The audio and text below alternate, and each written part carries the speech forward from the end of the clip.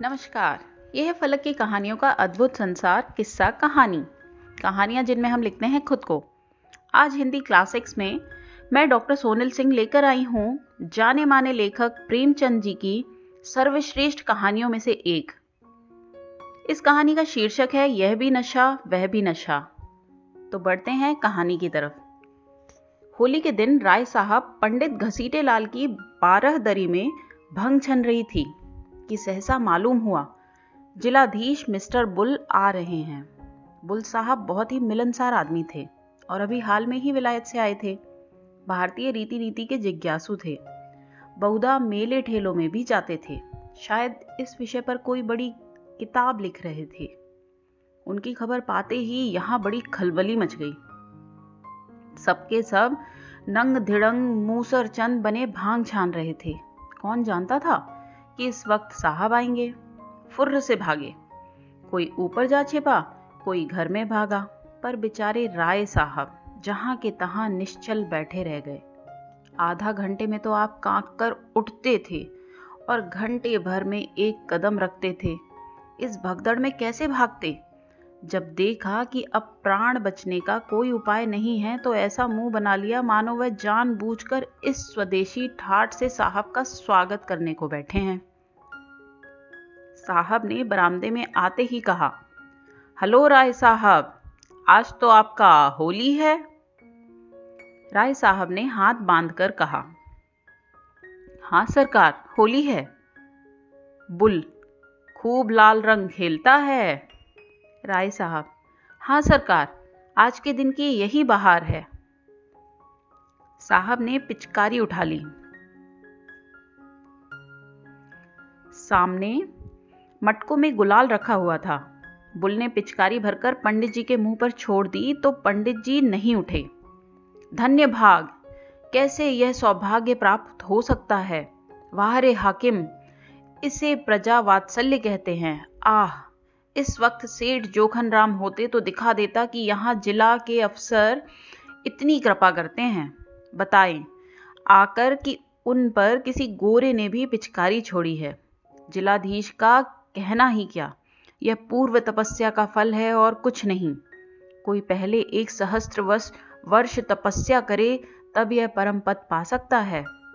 हाथ जोड़कर बोले, धर्मावतार, आज जीवन सफल हो गया। जब सरकार ने होली खेली है तो मुझे भी हुक्म मिले कि अपने हृदय की अभिलाषा पूरी कर सकूं। यह कहकर राय साहब ने गुलाल का एक टीका साहब के माथे पर लगा दिया। बुल, इस बड़े बर्तन में क्या रखा है राय साहब? राय, सरकार, यह भंग है, बहुत विधि पूर्वक बनाई गई है हुजूर। बुल, इसके पीने से क्या होगा?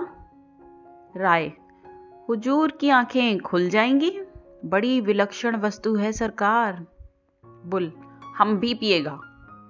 राय साहब को जान पड़ा मानो स्वर्ग के द्वार खुल गए हैं और वह पुष्पक विमान पर बैठे ऊपर उड़े चले जा रहे हैं। ग्लास तो साहब को देना उचित ना था, पर कुल्हड़ में देते संकोच होता था। आखिर बहुत ऊंच नीच सोच कर ग्लास में भंग उड़ेली और साहब को दी। साहब पी गए। मारे सुगंध के चित्त प्रसन्न हो गया। दूसरे दिन राय साहब इस मुलाकात का जवाब देने चले। प्रातःकाल ज्योतिषी से मुहूर्त पूछा। पहर रात गए साइत बनती थी, अतएव दिन भर खूब तैयारियां की, ठीक समय पर चले। साहब उस समय भोजन कर रहे थे। खबर पाते ही सलाम दिया। राय साहब अंदर गए तो शराब की दुर्गंध से नाक फटने लगी। बेचारे अंग्रेजी दवा ना पीते थे। अपनी उम्र में शराब कभी ना छुई थी। जी में आया कि नाक बंद कर लें, मगर डरे कि साहब बुरा ना मान जाएं। जी मचला रहा था, पर सांस रोके बैठे हुए थे। साहब ने एक चुस्की ली और ग्लास मेज पर रखते हुए बोले, राय साहब, हम कल आपका बंग पी गया, आज आपको हमारा बंग पीना पड़ेगा। आपका बंग बहुत अच्छा, हम बहुत सा खाना खा गया।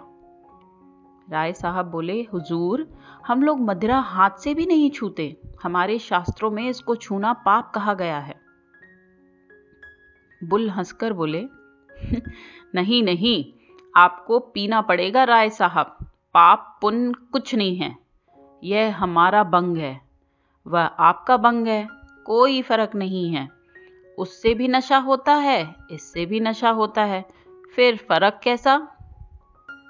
राय: नहीं धर्मावतार, मदिरा को हमारे यहाँ वर्जित किया गया है। बुल: ऐसा कभी होने नहीं सकता।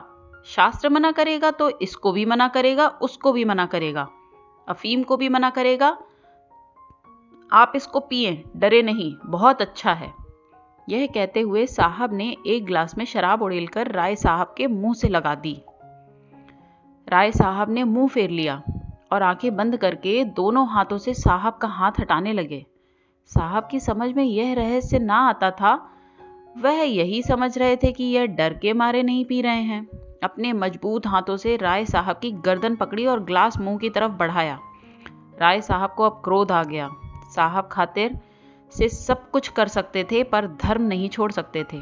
जरा कठोर स्वर में बोले, हुजूर, हम वैष्णव हैं, हम इसे छूना भी पाप समझते हैं। राय साहब इसके आगे और कुछ न कह सके। मारे आवेश में कंठावरोध हो गया। एक क्षण बाद जरा स्वर को संयत करके फिर बोले, हुजूर, भंग पवित्र वस्तु है। ऋषि मुनि साधु महात्मा देवी देवता सब इसका सेवन करते हैं। सरकार, हमारे यहाँ इसकी बड़ी महिमा लिखी है। कौन ऐसा पंडित है जो बूटी न छानता हो? लेकिन मदिरा का तो सरकार हम नाम लेना भी पाप समझते हैं। बुल ने ग्लास हटा लिया और कुर्सी पर बैठकर बोला, तुम पागल का माफिक बात करता है। धर्म का किताब बंग और शराब दोनों को बुरा कहता है। तुम उसको ठीक नहीं समझता। नशा को इसलिए सारा दुनिया बुरा कहता है कि इससे आदमी का अकल खत्म हो जाता है। तो बंग पीने से पंडित और देवता लोगों का अकल कैसे खत्म नहीं होगा? यह हम नहीं समझ सकता। तुम्हारा पंडित लोग बंग पीकर राक्षस क्यों नहीं होता?